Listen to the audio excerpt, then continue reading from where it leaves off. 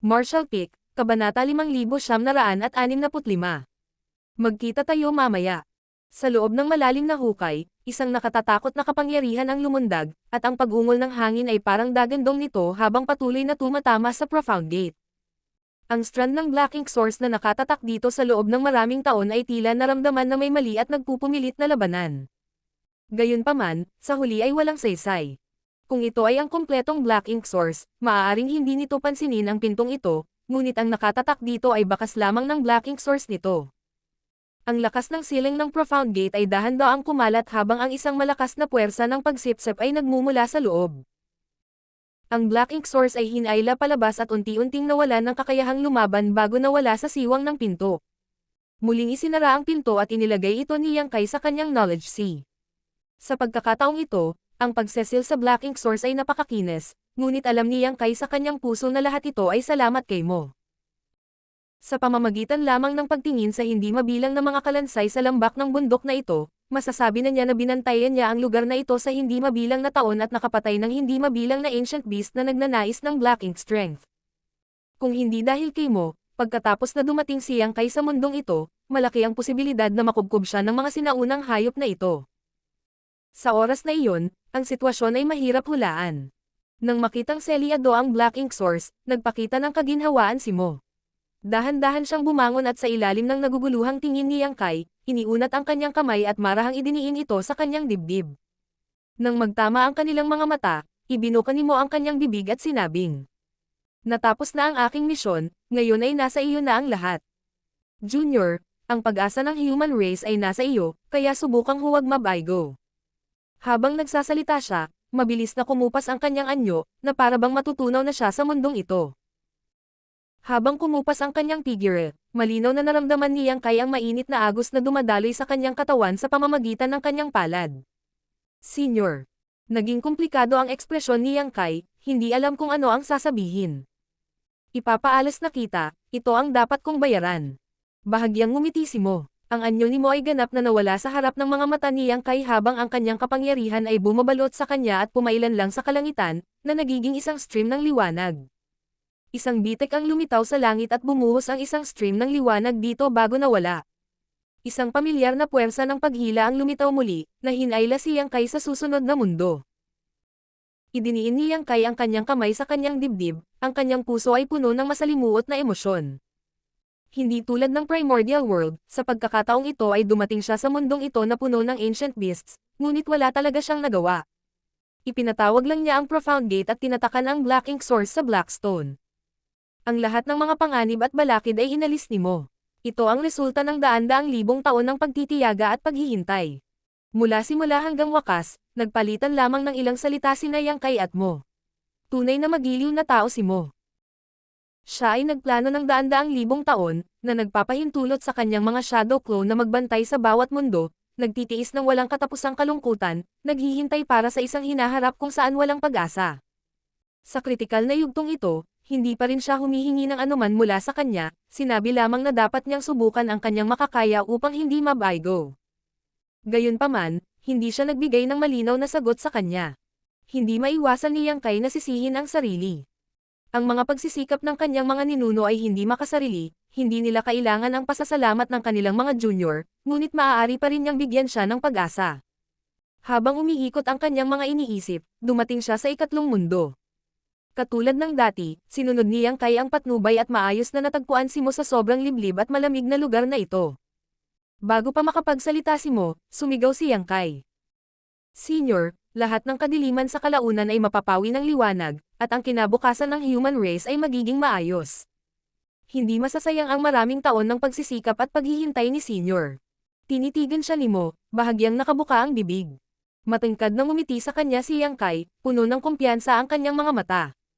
Napangiti din si Mo. Pagkaraan ng maikling sandali, naunawaan niya ang lahat at bahagyang tumanggo.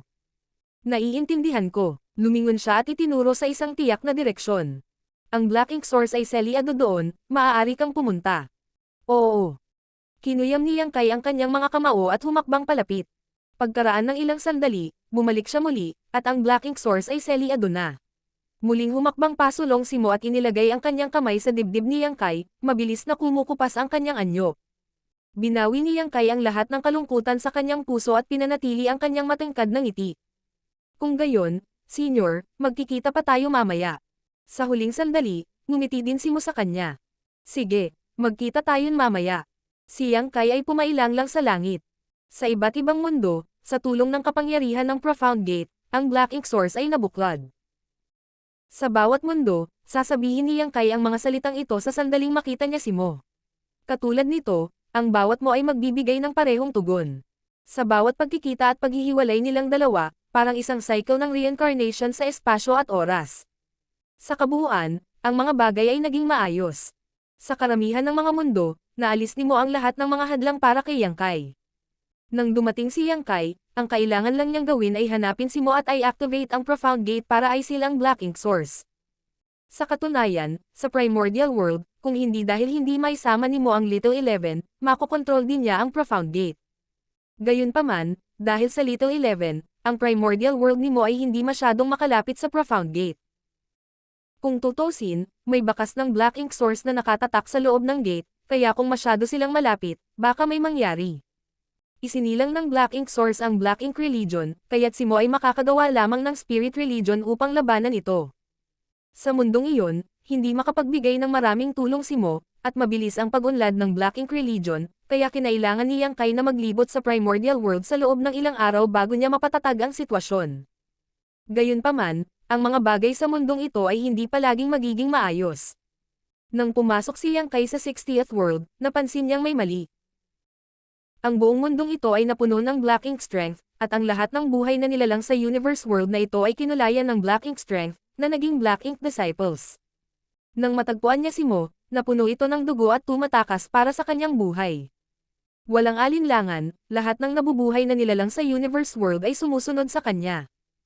Hindi alam ni Yang Kai kung gaano katagal ang sitwasyong ito, ngunit nang matagpuan siya ni Yang Kai, napakasama ng kalagayan ni Mo.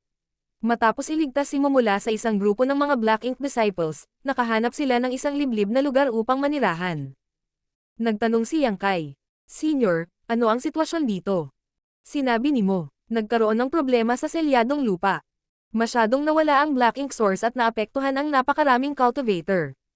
Sinira nila ang selyadong lupa at pinalaya ang Black Ink Source. Agad na naunawaan ni Yang Kai kung bakit ang mundong ito ay napuno ng Black Ink Strength. Nakatakas ang Black Ink Source. Sa harap ng Black Ink Strength, ang kadiliman ng kalikasan ng tao ay walang mapagtatagwan, at ang lahat ng nabubuhay na nilalang sa mundong ito ay naapektuhan at naging mga Black Ink Disciple. Alam ba ni Senior kung nasaan ang Black Ink Source? Tanong ni Yang Kai. Malinaw na naiintindihan ni Mo ang kanyang intensyon at dahan-daang umiling. Hindi na kailangang hanapin ito. Dahil nagsimula na ang pagtatak, kailangan mong mabilis na iwanan ang mundong ito at magpatuloy sa susunod. Pagkasabi nito ay pilit siyang bumangon, ngunit tila napakalubhan ng kanyang mga sugat at hindi na siya makatayo. Mabilis na lumuhad si Yang Kai sa harap niya. Iniunat ni Mo ang kanyang kamay at idiniin ang kanyang dibdib. Maririnig ang tunog ng mga yabag sa labas ng pinagtataguan habang mabilis na papalapit ang mga aura ng maraming buhay na nilalang. Tandaan, kung ang isang katulad na sitwasyon ay nangyari sa anumang iba pang mundo, sumuko na lamang, hindi na kailangang pilitin ito, dahil imposible para sa iyo na ganap na masil ang lahat ng Black Ink Source. Tumango si Yang Kai bilang pag-unawa. Bumalik sa Primordial World, sinabi rin ng Shadow Clone ni Mo na ang Black Ink Source ay hinati niya sa 3,000 bahagi. Ang pagtatatak sa bawat bahagi ng Black Ink Source ay magiging sanhi ng Black Ink na maging mapagbantay, at kapag ito ay natakpan sa isang tiyak na lawak, ang Black Ink ay tiyak na madyay gising mula sa kanyang pagkakatulog at mababawi ang kanyang natitirang Black Ink Source. Sa makatuwid, anuman ang mangyari, hindi masil ni Yang Kai ang lahat ng 3,000 Black Ink Source. Dahil iyon ang kaso, ang pagsuko sa Black Ink Source na ito na mahirap i-seal at pumunta sa susunod na lugar na madaling i-seal ay natural na isang matalinong pagpili. Maaalala ni Junior. Tumango si Yang Kai. At saka, ang aking Shadow Clones ay maaaring hindi makaligtas sa bawat mundo. Marahil ay papasok ka sa isang mundo na wala ako, ngunit hindi mo kailangang mag-alala, ang Shadow Clones mula noon ay nag-iwan ng sapat na kapangyarihan sa iyong katawan. Hanggat handa ka, maaari kang umalis anumang oras at pumunta sa susunod na mundo. Muling tumango si Yang Kai. Ang tunog ng mga yabag ay lumalapit, at ang pagbabago-bago ng mga pagbabago sa enerhiya ay maririnig. Ang Black Ink Disciple, na nakakulong sa paligid, ay malinaw na hindi nakapagpigil at naghahanda na sa pag-atake.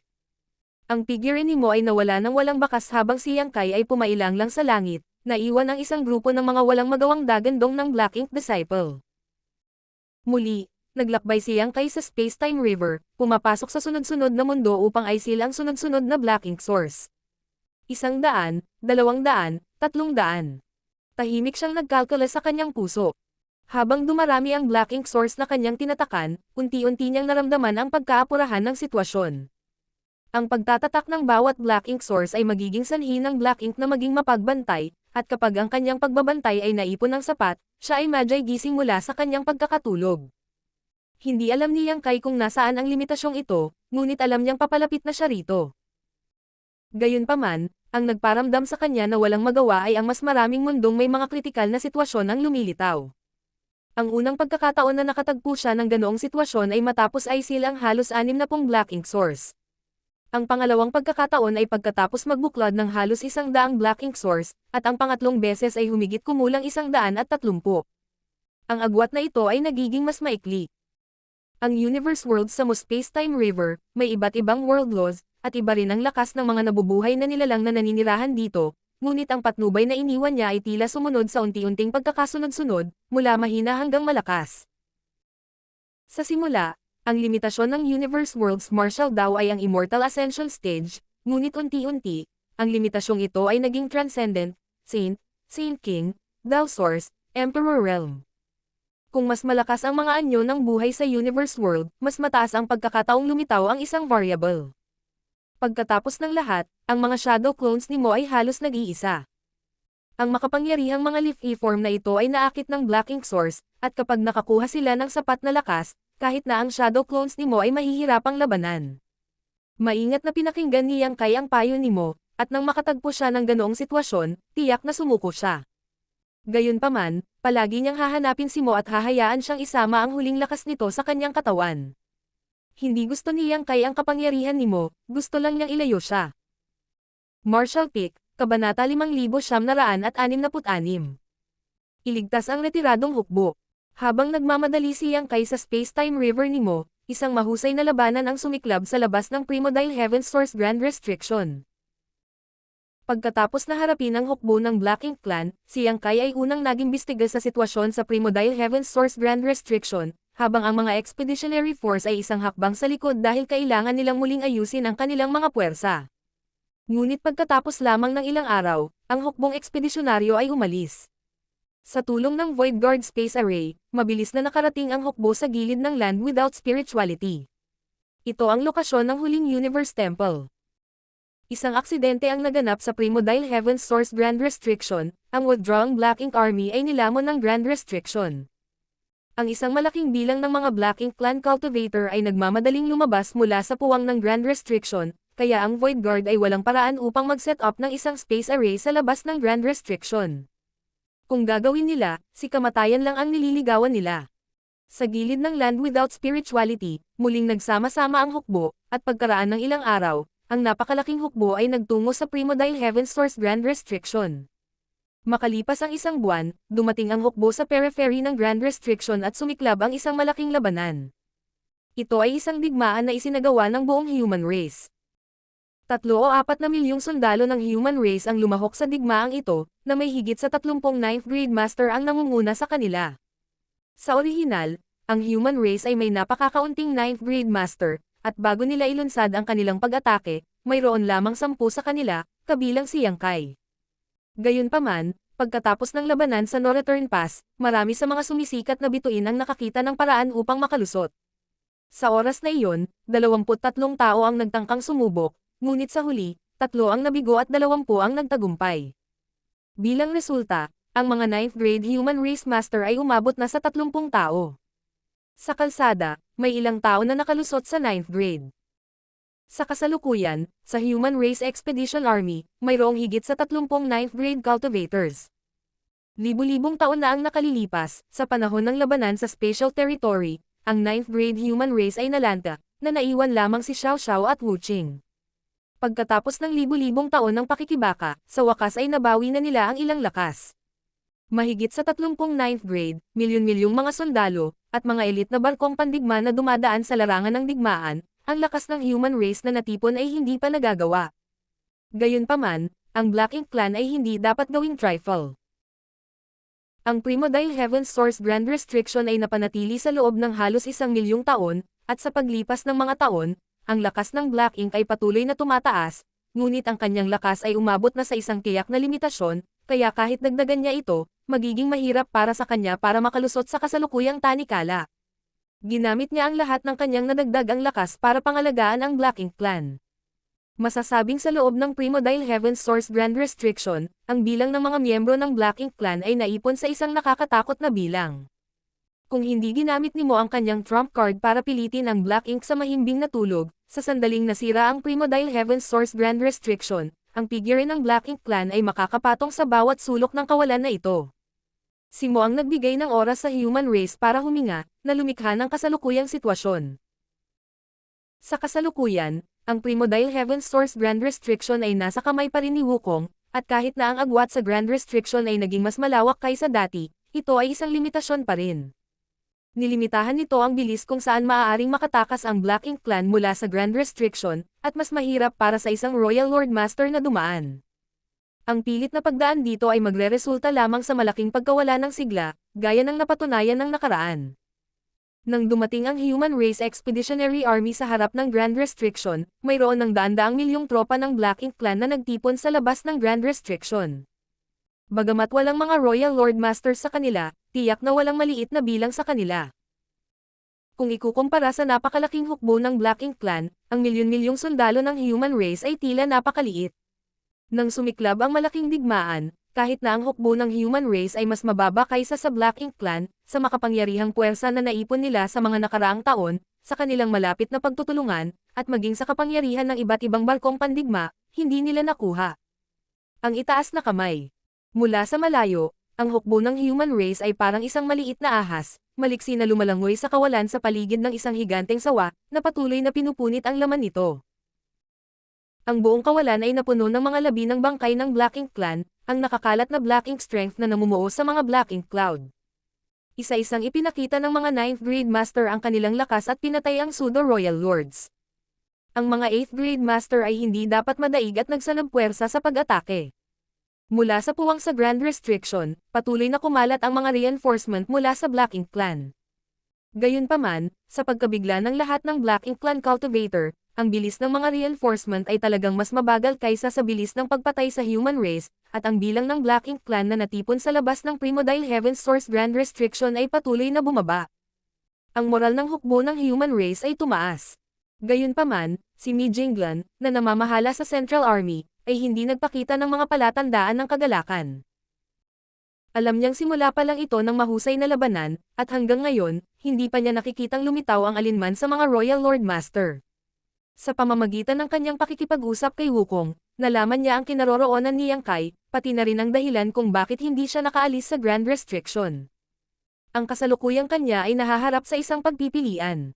Sa withdrawing Black Ink Army na nakulong sa loob ng Grand Restriction, bagamat nakatanggap sila ng tulong ni Wukong at pansamantalang ligtas, ang hindi mabilang na mga Royal Lords sa loob ng Grand Restriction ay naghahanap pa rin sa kinaroroonan ng withdrawing Black Ink Army. Kapag nalantad ang kinaroroonan ng withdrawing Black Ink Army, ang withdrawing Black Ink Army na nakulong sa loob ay mapapahamak. Ang panig ni Wukong ay may kakayahang magpadala ng withdrawing Black Ink Army mula sa Grand Restriction. Ang dahilan kung bakit hindi niya ito ginawa noon ay dahil ang Black Ink Clan ay nagtipon sa labas ng Grand Restriction. Kahit na pinaalis niya ang withdrawing Black Ink Army, ito ay tulad ng pagpapadala ng isang tupa sa yungib ng tigre. Sa halip na gawin ito, mas mabuting manatili ang withdrawing Black Ink Army sa loob ng Grand Restriction para mapangalagaan niya sila. Gayunpaman, ngayong dumating na ang Expedition Army ng Human Race, ang withdrawing Black Ink Army ay nagkaroon ng paraan. Hanggat maaari silang makipag-ugnayan sa Expedition Army, hindi magiging problema na palabasin sila sa Grand Restriction. Ngunit ang paggawa nito ay mangangailangan ng pagharap sa isa pang problema. Ang puwang sa Grand Restriction ay maraming beses na napunit, at sa bawat oras na ito ay napunit, ito ay isang hindi na maibabalik na pinsala sa Grand Restriction.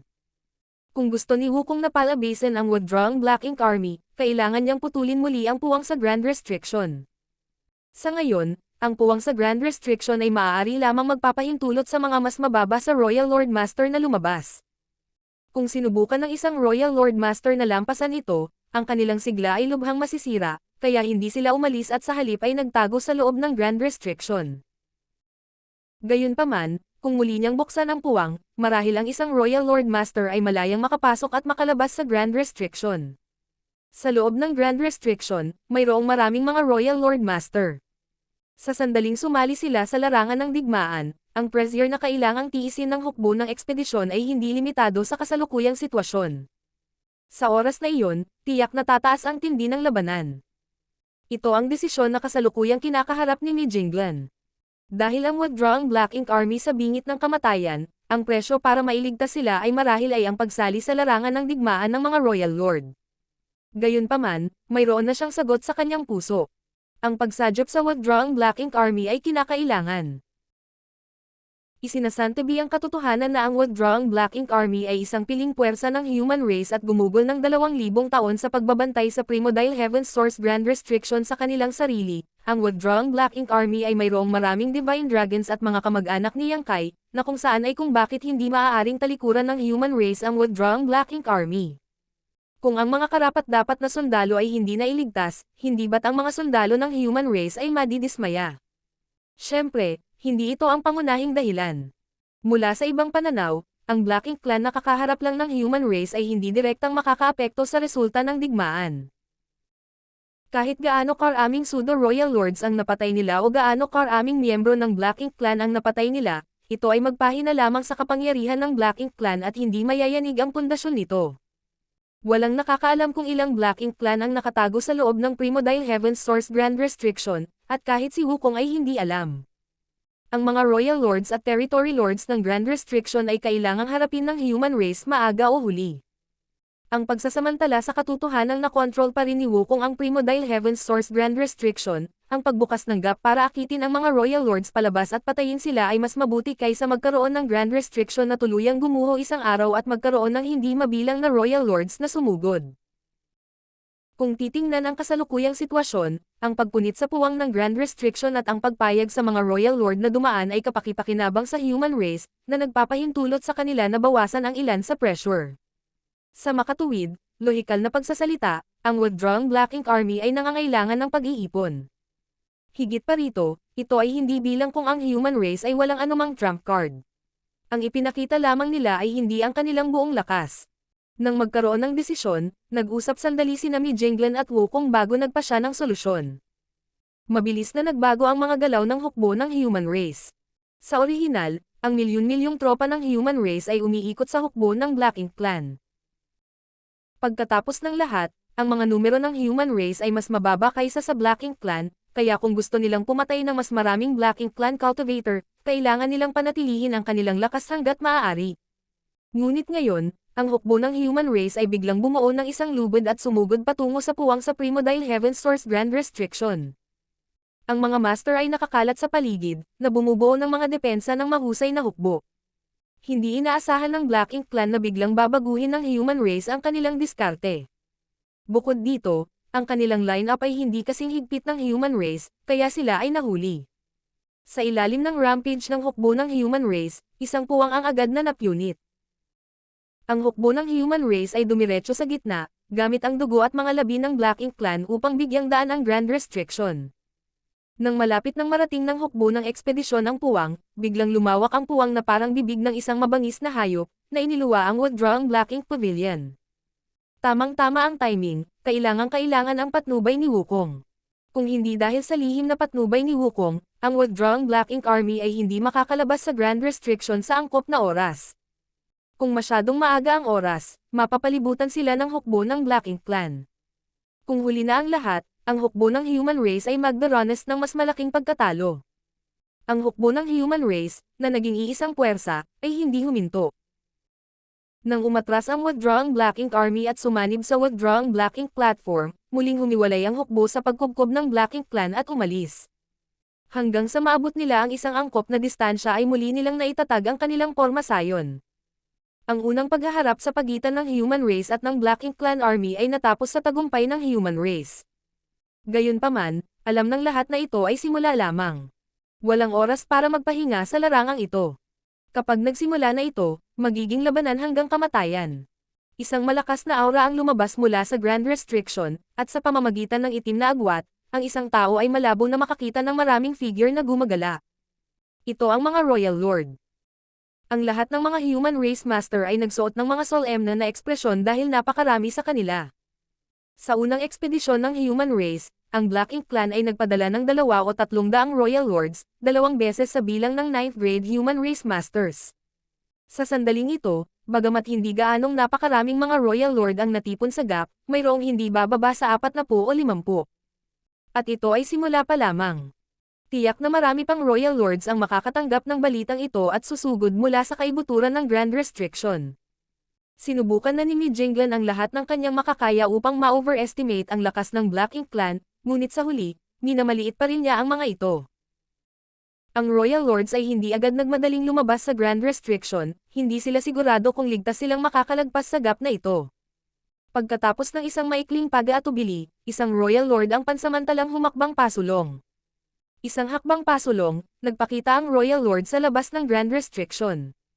Nakatayo siya doon na tulala, halatang hindi inaasahan ang mga bagay na magiging maayos. Martial Peak, Kabanata 5967. Lumabas ang Giant Spirit God. Parami ng parami ang mga Royal Lords na lumabas mula sa puwang sa Grand Restriction, at habang sila ay nagtitipon, ang espasyo sa kanilang paligid ay nasira. Ibinaling ng bawat Royal Lord ang kanilang mga mata sa hukbo ng human race, ang kanilang mga mukha ay puno ng kalupitan at pagnanasa sa dugo. Habang papasok ang Puriang Pass, malamig na tinitigan ni Mi Jinglan ang eksenang ito bago itinaas ang kanyang kamay at naghagis ng isang bagay, sumigaw. Pumunta ka, ito ay isang bilog na butil. Sa suporta ng kapangyarihan ng isang 9th grade master, ang maliit na butil ay mabilis na nakalusot sa blockade ng Black Ink Clan Army at nakarating sa harap ng Royal Lords. Marami sa mga mata ng Royal Lords ang naakit sa bilog na butil na ito, at pagkatapos suriin ito, kahit na ang bagay na ito ay medyo kakaiba, hindi ito nararapat na bigyang pansin. Isa sa mga Royal Lords ang sumuntok at nabasag ang butil. Ang biglaang pagbabagong ito ay nahuli sa lahat ng Royal Lords na hindi nakabantay. Nang mabasag ang bilog na butil, ang isang malaking bilang ng mga lumulutang na kontinente ay lumitaw mula sa manipis na hangin, na parang mga fragment ng bilog na butil. Ang intense space principle ay biglang nag-iba-iba habang ang dalawang malalaking figure ay tumakip sa kalangitan, na humaharang sa paningin ng mga Royal Lords. Ang bawat ekspresyon ng Royal Lords ay natigilan.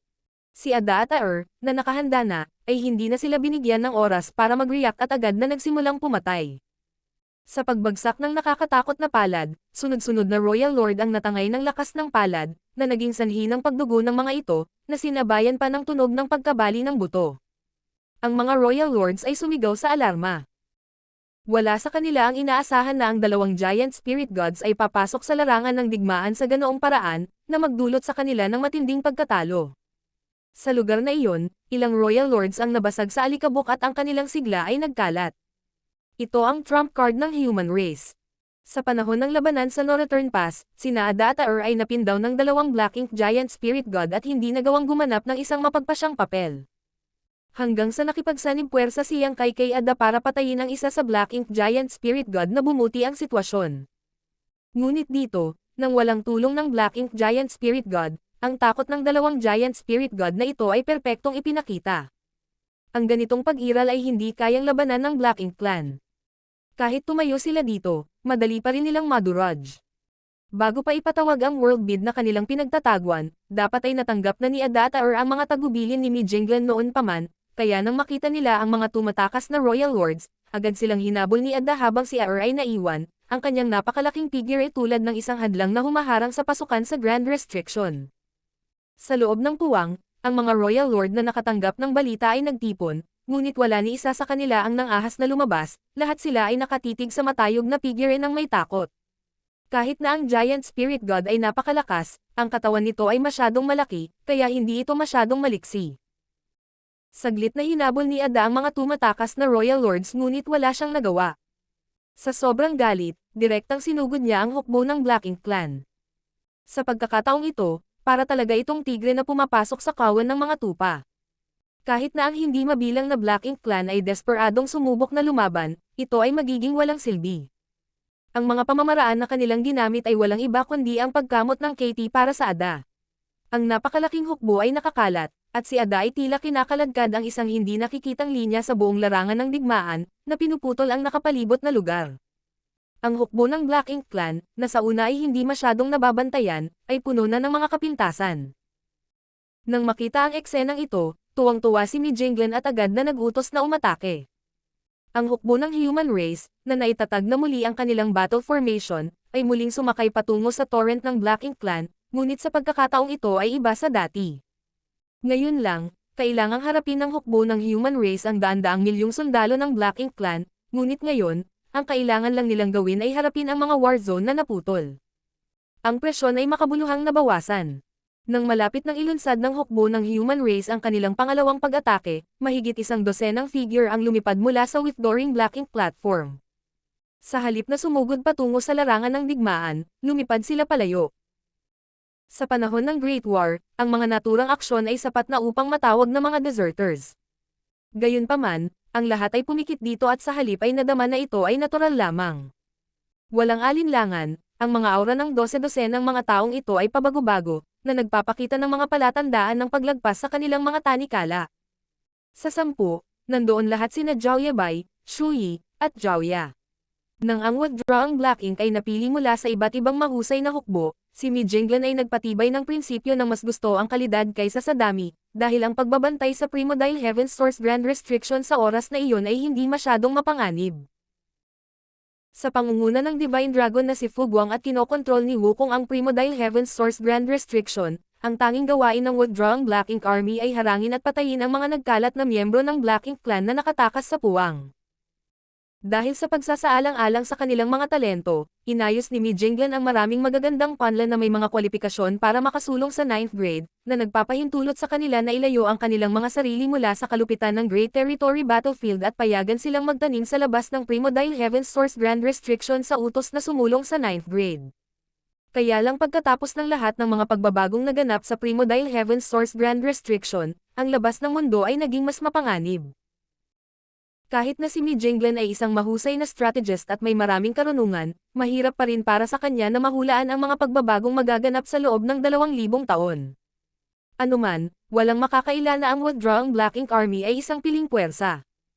Kung titingnan ang kasalukuyang sitwasyon, na may ilang libong tao lamang sa withdrawing Black Ink Army, mayroon talagang 10 master na malapit nang makalagpas sa kanilang mga tanikala at magkakaroon ng pagkakataong sumulong sa 9th grade. Ang ganitong ratio ay mahirap gayahin sa alinmang hukbo.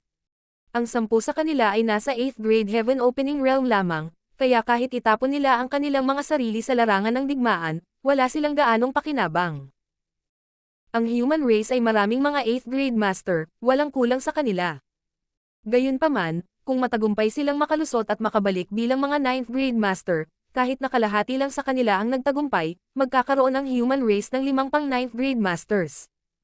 Higit pa rito, sa mga nakalipas na taon, ang tagumpay ng human race sa mga tagumpay ng human race sa paglusot sa 9th grade ay nakakagulat na mataas, mas mataas kaysa sa kanilang mga ninuno na namatay sa labanan. Ang 10 sa kanila ay aktwal na naabot ang kanilang mga limitasyon matagal na ang nakalipas, ngunit dahil sila ay nakulong sa loob ng Primordial Heaven's Source Grand Restriction, hindi sila nang ahas na makapasok sa kalooban upang maiwasang ilantad ang kanilang mga sarili. Habang ang hukbo ng human race ay sumugod sa kanila, kahit na ang Black Ink Clan ay desperadong sinubukang lumaban, mahirap makamit ang anuman. Ang hukbo ay tumawid sa kawalan na may nakamamatay na aura, na naging sanhi ng hindi mabilang na mga master ng Black Ink Clan na natakot sa kanilang talino. Dagdag pa sa walang ingat na pag-aalsa ni Ada, sa loob lamang ng maikling panahon, ang Black Ink Clan ay dumanas ng hindi maisip na pagkawala, at ang pagkatalong ito ay patuloy na lumaki habang lumilipas ang panahon. Sa wakas ay napagtanto ng mga master ng Black Ink Clan na may mali. Ang hitsura ng dalawang giant spirit god na ito ay ganap na nakagambala sa mga plano ng Black Ink Clan. Ito ay totoo lalo na para sa giant spirit god na nagbabantay sa puwang. Kung hindi nila ito pipilitin pabalik, magiging mahirap para sa Black Ink Clan na magpadala ng mga reinforcement. Sa kasalukuyang lakas ng human race, maaga o huli ay magagawa nilang puksain ang Black Ink Clan. Ang mga Royal Lords na kalalabas lang sa Primordial Heaven's Source Grand Restriction ay nagsimulang kumilos. Sa kabutihang palad, ang human race ay hindi maaaring maghiwalay ngayon, kahit na ang 9th grade masters ay hindi nang ahas na kumilos ng padalos-dalos. Kung hindi, kung mahuhulog sila sa dagat na ito kung saan nagtipon-tipon ang Black Ink Clan, walang makakatiyak na makakatakas sila ng hindi nasaktan. Sa ganoong sitwasyon, hanggat hindi aktibong pinukaw ng mga Royal Lord ang hukbo ng human race, hindi sila aatakehin ng mga 9th grade master. Para naman kay Ada, ang nag-iisang maaaring kumilos ng walang ingat sa hukbo ng Black Ink Clan, hindi pa rin sapat ang kanyang utak. Kapag nasa sabik siyang pumatay, pupunta siya kung saan man ang Black Ink Clan ay may pinakamaraming tao, kaya kahit na gusto ng human race na makipagtulungan sa kanya, magiging mahirap. Ang nagtatagong Royal Lords ay muling nagtipon at sumugod patungo sa Aer. Isa o dalawang Royal Lords lamang ang natural na hindi kalaban ni Aer, kahit na mayroong 8 o 10 sa kanila, ngunit ang bilang ng mga Royal Lords na lumabas mula sa Primodile Heaven's Source Grand Restriction ay higit pa riyan. Mahigit sa 40 Royal Lords ang sumugod patungo kay Aer mula sa lahat ng direksyon, binombo siya ng makapangyarihang secret techniques, na naging dahilan upang maging ang Giant Spirit God ay Sumore Shurei. Umungol si Aer habang itinaas ang paa at winawagayway ang kamay, nagpakawala ng sunod-sunod na mapangwasak na pag-atake.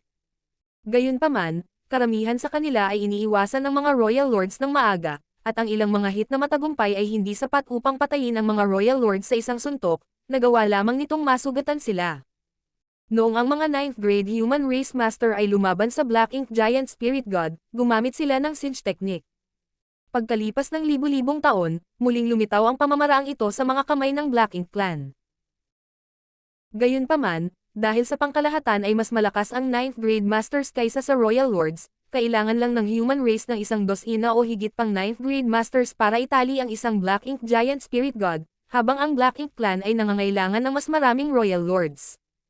Naalarma sa dagandong ni Aer, sa wakas ay nabawi ni Ada ang ilan sa kanyang katwiran at ibinaling ang kanyang ulo upang tumingin sa puwang sa Primodile Heaven's Source Grand Restriction bago ang kanyang napakalaking figure ay sumugod dito.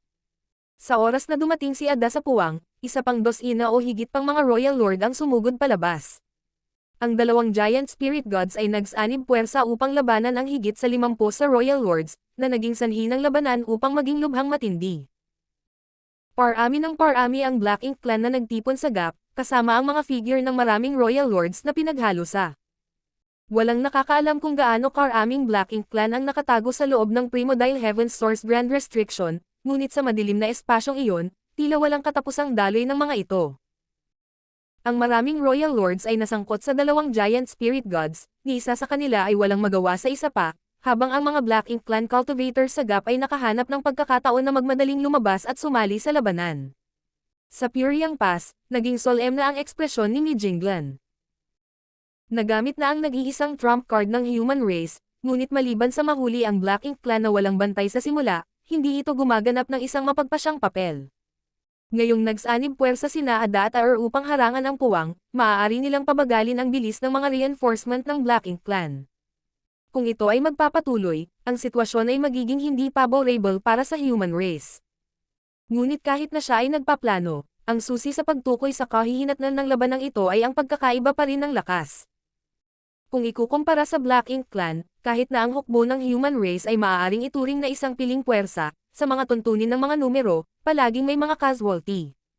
Sa sandaling ang pagkatalo ng hukbo ng human race ay umabot sa isang tiyak na limitasyon, ito ay isang oras na lamang bago ang kanilang mga puwersa ay bumagsak. Sa panahong iyon, sa larangang ito ng digmaan na napapaligiran ng mga kaaway, magiging miserable ang kanilang kapalaran. Ito ay labanan lamang sa Black Ink Clan. Ang kailangang harapin ng human race ay hindi lamang ang Black Ink Clan, kundi pati na rin ang pangunahing kaaway, ang tunay na katawan ng Black Ink. Ito ay isang hindi maisip na nakakatakot na kaaway. Mayroon bang pag-asa ng tagumpay sa digmaang ito? Hindi ito alam ni Mijinglan, ang alam lang niya ay ipinanganak siyang tao, at sa pamamagitan lamang ng paglabas ng lahat ay hindi niya maiiwan ang anumang pagsisisi. Ayon sa mensahe ni Wukong, napakahalaga ng ginawa ni Yang Kai. Kung magiging maayos ang lahat para kay Yang Kai, hindi magiging masama ang sitwasyon gaya ng naisip niya. Kung ikukumpara sa Ada at Aer, si Yang Kai din ang trump card ng human race. Sa malawak at walang laman na kawalan, isang mahinang liwanag ang biglang namulaklak, mabilis na nakasisilaw, at pagkaraan ng mahabang panahon, ang nakakasilaw na liwanag ay unti-unting kumupas. Ang isang magandang figure ay tahimik na nakatayo sa hangin, binuksan ang kanyang mga mata at inihayag ang isang mapag-isip na ekspresyon, na tila may naiintindihan. Panahon na para ayusin ang mga bagay-bagay. Habang nagsasalita siya, biglang kumalat ang isang pares ng magagandang pakpak mula sa kanyang likuran at sa banayad na pag-apak, nabasag niya ang hadlang ng kalawakan. Martial Peak, Kabanata 5968. Mahabang paglalakbay. Sa loob ng isang buong buwan, isang madugong labanan ang sumiklab sa kawalan. Ang agos ng hukbo ng human race ay patuloy na dumaloy sa larangan ng digmaan, na umani ng buhay ng Black Ink Clan. Sa una, ang pagsulong ng hukbo ng human race ay walang hadlang, ngunit nang mas maraming Royal Lords ang lumabas mula sa Primordial Heaven Source Grand Restriction, ang pressure sa human race ay lumaki. Bagamat hinaharangan pa rin ni Ada ang pasukan sa Primordial Heaven Source Grand Restriction, hindi nila napigilan ang lahat ng puwersa ng Black Ink Clan. Kapag kinubkob sila ng 12 ng Royal Lords, palaging dumudulas ang kanilang mga depensa, at sa tuwing mangyayari ito, maraming Black Ink Clan ang lalabas mula sa Primordial Heaven Source Grand Restriction. Marami sa mga master ng Black Ink Clan na hindi nakaiwas sa labanan ay natangay sa labanang ito, walang iniwan kundi mga buto, ngunit karamihan sa kanila ay nakatakas ng ligtas at napalakas ang larangan ng digmaan. Ang buong kawalan ay napuno ng mayamang Black Ink strength at laman. Ang ganitong kapaligiran ay maaaring hindi malaking bagay sa Black Ink Clan, ngunit para sa human race, ang kapaligiran ay masyadong malupit. Dahil ang mga sundalo ay patuloy na umiinom ng purifying Black Ink pills, ang medicinal efficacy ng purifying Black Ink pills ay patuloy na bumababa. Sa normal na mga pangyayari, ang mga epekto ng isang purifying Black Ink pill ay maaaring tumagal ng ilang araw, ngunit pagkatapos ng isang buwan ng high-intensity battle, kung ang mga sundalo ay muling uminom ng purifying Black Ink pills, ang mga epekto ng purifying Black Ink pills ay hindi tumagal ng higit sa 3 oras. Bagamat hindi maliit ang bilang ng purifying Black Ink pills na pinino ng human race, may limitasyon pa rin. Ang parehong ay totoo para sa purifying light. Kapag naubos na ang purifying Black Ink pills at purifying light, magiging mahirap para sa human race na mapanatili ang kanilang bentahe sa digmaang ito. Pagkatapos ng isang buwang pakikipaglaban, hindi na napanatili ng hukbo ng human race ang tindi ng labanan. Sa ngayon, kalahati lang ng puwersa ng human race ang nakalaban habang ang kalahati naman ay sinasamantala ang oras para magpahinga at makabawi. Magagamit lamang ni Mijinglan ang pamamaraang ito upang mapanatili ang kakayahan ng hukbo ng sangkatauhan na magpatuloy sa pakikipaglaban. Ngunit sa huli, hindi ito isang pangmatagalang solusyon. Habang dumarami ang bilang ng Royal Lords, tumaas ang pressure sa panig ng human race, at tumaas din ang kanilang mga pagkatalo sa isang kamanghamanghang bilis. Ang tanging nakakatuwang bagay ay ang 8 sa 10 sumisikat na bituin mula sa withdrawing Black Ink Army ay nakalusot sa 9th grade.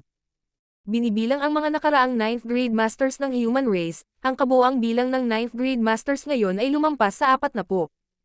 Ito na marahil ang huling bilang ng 9th grade human race cultivators. Bago matapos ang malaking labanang ito, walang sino man ang ligtas na makakasulong.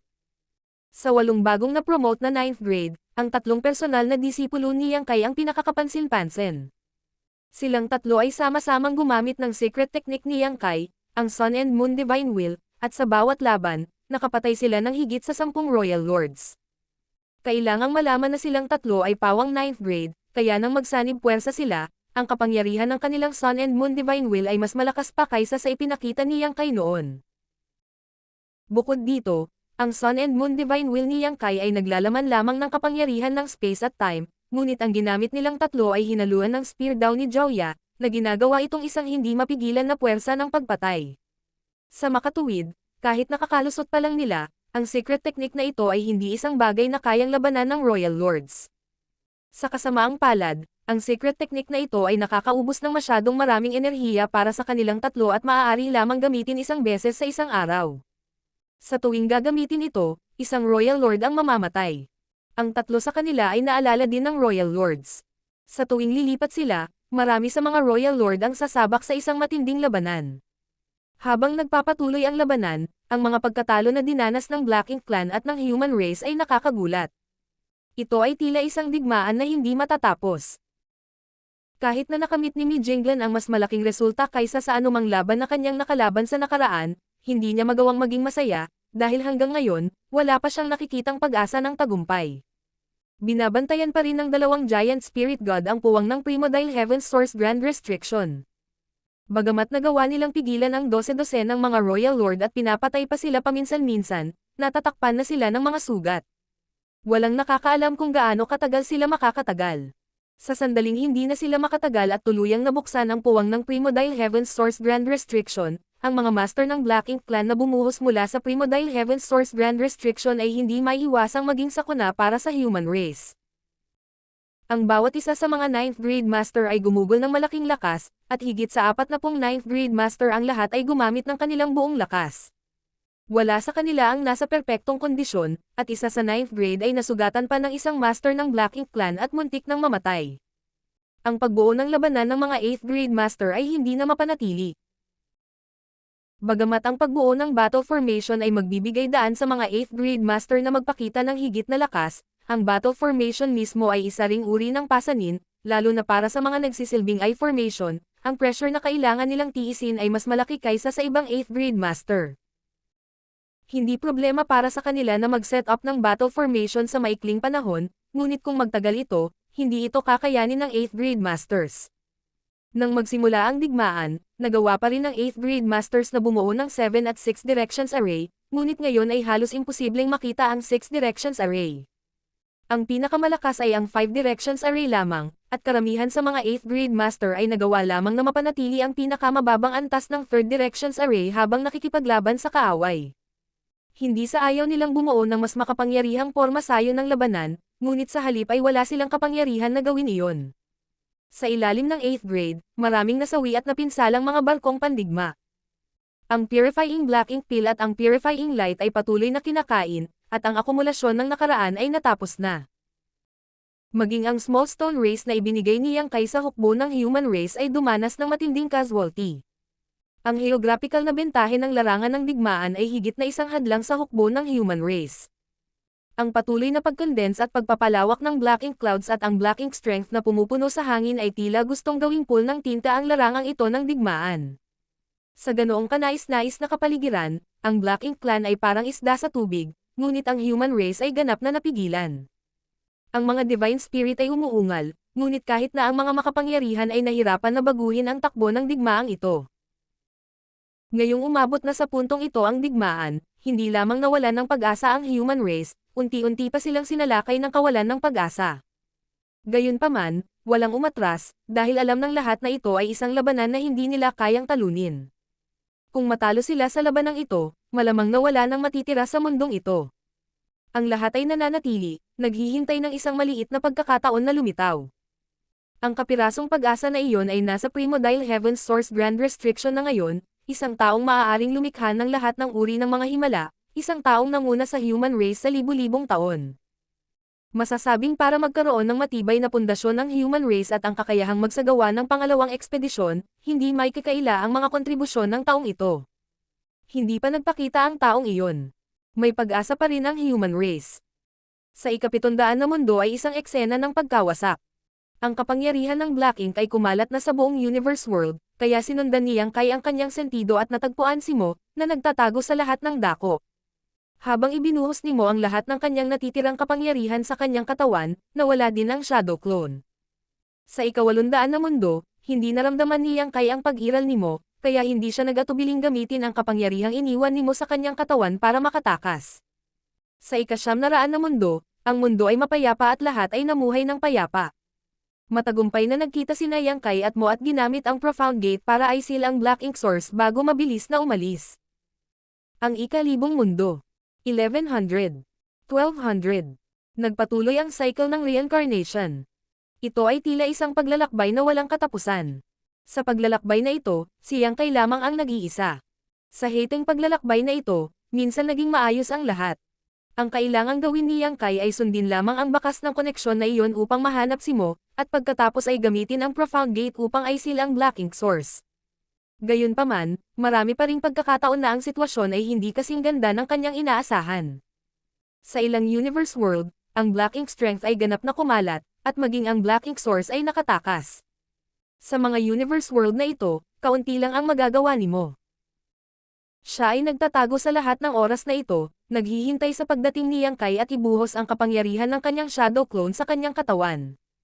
Ang mas masahol pa ay ang ilan sa shadow clone ni Mo ay napatay na sa ilang universe worlds. Bagamat isa siya sa pinakamalakas na martial ancestors, ang kanyang mga anino ay nasa isang tiyak na estado lamang mula sa isang tiyak na tagal ng panahon. Sa panahong ito, limitado ang lakas ni Mo. Tulad sa ika-800 universe world, ang Black Ink strength ay ganap na kumalat, at ang anino ni Mo ay wala kahit saan. Sa gayong universe world, hindi na kailangan pang huminto ni Yang Kai. Mayroon ding ilang universe world kung saan ang mga puwersang kinokontrol ng Black Ink at Mo ay nakikipaglaban sa isa't isa, katulad ng sitwasyon sa Primordial World. Kung mayroon siyang sapat na oras, natural na hindi tatutol si Yang Kai na ipahiram kay Mo ang isang kamay, pinutol ang mga pakpak ng Black Ink at tinatakan ang Black Ink source. Gayunpaman, mula sa impormasyong natanggap niya mula sa soul clone ni Wukong mula sa Jade Pendant sa kanyang dibdib, alam ni Yang Kai na ang sitwasyon sa loob at labas ng Primordial Heaven's Source Grand Restriction ay lubhang masama. Wala lang siyang oras na dapat sayangin, kaya nang makatagpo siya ng ganoong universe world, maaari na lang siyang sumuko.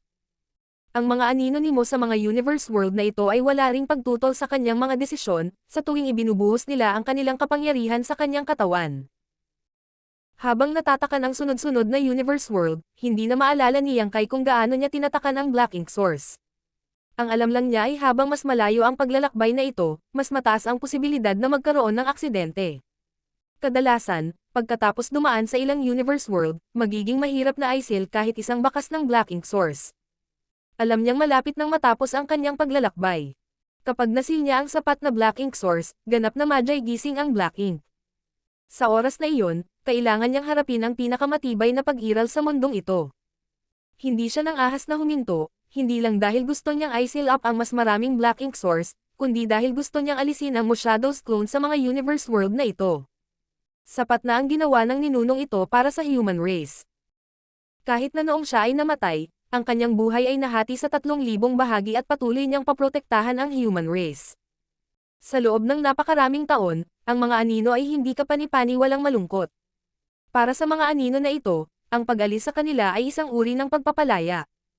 Ang kapangyarihang ibinuhos ng mga anino sa katawan ni Yang Kai sa huling sandali ay tila hindi espesyal, ni hindi man lang tumulong kay Yang Kai na pataasin ang kanyang lakas, ngunit ang hindi gaanong kapangyarihang ito ay patunay ng pag-iral at pagsisikap ni Mo. Ang mga ninuno ay mabait at ang mga junior ay dapat magpasalamat. Wala siyang gaanong magagawa para kay Mo, kaya maaari lamang niyang subukan ang kanyang makakaya upang palayain siya mula sa kalungkutan ng hindi mabilang na mga taon at tapusin ang kanilang walang katapusang paghihintay. Hindi dahil sa hindi niya alam ang tungkol sa pagkaapurahan ng Primordial Heaven's Source Grand Restriction, ang impormasyong inilabas ni Wukong ay malinaw na nagsasaad na ang kasalukuyang sitwasyon ng human race ay hindi masyadong maganda. Matapos ang napakahabang panahon ng matinding labanan, ang hukbo ng human race ay naging medyo mahirap suportahan. Kung walang panghihimasok sa labas, ang human race ay walang alinlangan na matatalo sa labanang ito. Gayunpaman, kahit na alam niya, si Yang Kai ay hindi nagmamadaling tumalon palabas ng Space-Time River, dahil ang kailangang harapin ng human race ay hindi lamang ang kasalukuyang hukbo ng Black Ink Clan, kundi pati na rin ang tunay na katawan ng Black Ink. Isa itong master na dapat nasa Creation Realm, walang nakakaalam kung gaano ito kalakas. Magagawa lamang ni Yang Kai ang kanyang makakaya upang i-seal ang source nito, pahinain ang lakas nito, at pagbutihin ang pagkakataon ng human race na manalo.